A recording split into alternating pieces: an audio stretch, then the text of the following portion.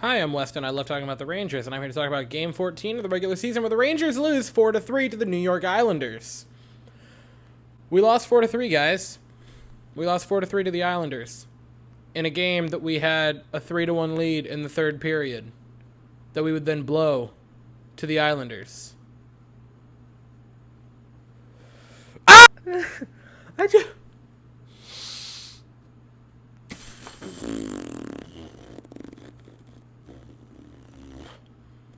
Three straight goals in the third period for the New York Islanders, guys. I don't know what to tell you. We look like a dumpster fire in late in games.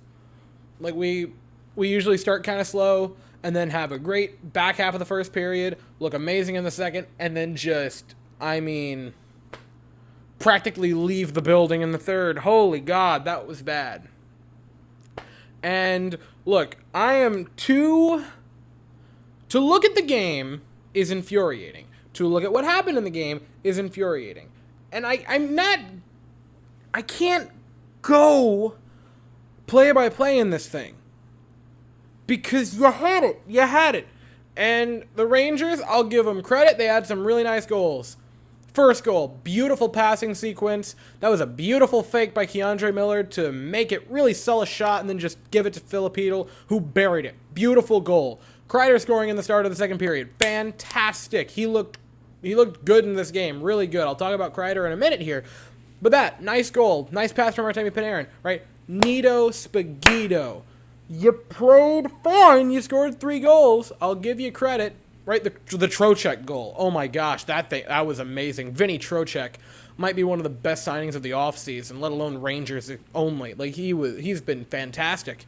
He has fit in so perfectly on this team, and he can finish. Isn't that neat?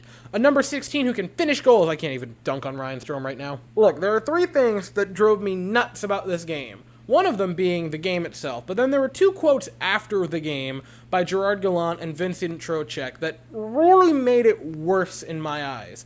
So we'll go over both of the quotes, and then I'll also go over a decision from Gerard Gallant. Actually, I'll do the Gerard Gallant issue that I have first off, because after the last game, we benched Kreider. And by benched, I don't mean like benched, but we moved him down. Right now, he was on the third line. The first line was Panarin, Mika, and Kakko, which would be fine. Like, that's fine. That's an okay first line. I don't have any problem with that. My problem is the fact that Jimmy VC is getting top 6 minutes in 2022. Right, but that wasn't what got me. What got me was him talking about Chris Kreider, because Gallant, when asked about why Kreider was put to the third line in the last game, was like, he played where he deserved to be. And like, Gerard, if you want to make a point, that's super neato. I'm perfectly fine with you making points, right? And, you know, cutting through the crap of who's making a lot of money and you putting him down a few lines. First off, he's been scoring. Have they been on the power play a lot? Yeah, they have.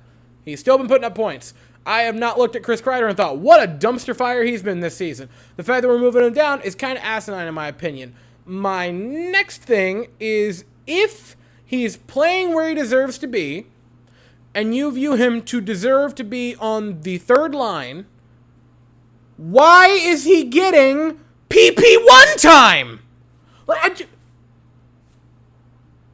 How can you say a player is playing where they deserve to be, that being the third line, bottom 6 minutes, but also tell me that they deserve power play unit 1 time? I'm losing it. So the Gallant quote. So this one's really funny, right? So when asked after the game about the Rangers' performance, he said, quote, "They played well. They deserved the game tonight. We didn't get it, but we deserved the game tonight." And look, here's the thing. I almost agree with him. I really do. Because you look at certain things, you look at shots, expected goals, right? We looked good. We played a really good game. We outshot them by 14 shots. Wow. Like, we played well, and I'll give them that. They did. Offense looked really good. Defense, oh my God, we need Lingard back, and we need to start talking about Jacob Trouba, which is not a fun discussion, because he's making like $8 million and is now your captain, but we need to have a discussion about Jacob Trouba. But that's beside, like, yeah, the offense played well. You had a ton of shots, right? Some good shots, some really good shots. Igor should have had 2 of the goals, and the other 2 are just not on him, right? When the closest player to your goaltender is an Islander, and it isn't particularly close, I have a hard time putting those on the goaltender because, you know, that's in their mind, right? So there's that, and the fact that late third period, right, the last goal, the fourth goal for the Islanders, the go-ahead goal, there was just such a clear-cut tripping call on Capo Caco that was not called, that should have been a whistle, should have been a Rangers power play. It is insane. It wasn't like some contact. It was just take his legs out from under him. How on God's earth wasn't it called, right? So I almost agree with him, except for the fact you blew a 3-1 lead. Look, if we lose that game like 1-0 or 2-1, and it's just normal, right? Like they score, we score, they score, that's it. I would be like, you know what? That's fair. You know, sometimes you get goalied. Sometimes you do everything well offensively and it just doesn't bounce your way. I would almost agree with him. But even then, I'd be kind of irritated that a professional coach let his team blow a 3-1 lead and then just kind of shrugged his shoulders and went, what are you going to do? If he would have just left it at we played well or we played a good game, that'd been fine. Even if he would have said, I think we outworked them or outplayed them, that's a total, like, I would have almost given that to him. But the fact that your coach is just kind of saying, fellas, it's fine. Like, no. And then you have the Trocheck quote. We're slightly concerned with it. I don't think it's a personnel thing. I truly believe in this group a lot. It's just a mental thing for us right now. We've got to get over that hump. We're in a little bit of a rut. And that just, guys, this isn't just like you got outshot by a couple shots and you lost a close one or you got goal lead. This was, you blew a multi-goal lead in the third period to a division rival in your barn with the place buzzing. This isn't, like, I'm not sure how to feel with it, because, like, on the one hand, I'm soothed by the fact that the players are just kind of like, you know, it happens, roll with the punches, we're going to get there, and they have the confidence, right, because that almost makes me feel good, but then there's the other part of it that is, you blew a multi-goal lead to the Islanders in the third period. You gave up 3 goals to them in the third period, uncontested, mind you. This coming off the back of an embarrassing overtime loss to the Red Wings, which was preceded by a lopsided murder at the hands of the Bruins.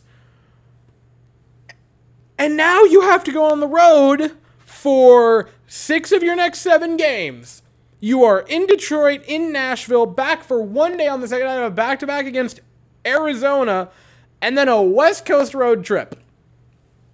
You really needed this game to kind of build some confidence, because, yeah, the Coyotes are not great, but, like, the next 3, you play Detroit, who beat you, mind you, and then Nashville, who is a really good team, and I'm kind of freaking out a little bit. So you're in Detroit at 7 o'clock on Thursday.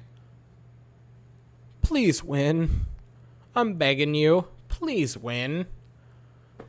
So that's it for the evening. I'll be here on Thursday to talk about the Rangers. But that's it for the evening. If you enjoyed the video, please consider liking and subscribing. Thank you all so very much for watching. Hope you all have an absolutely fantastic day. And as always, go Rangers.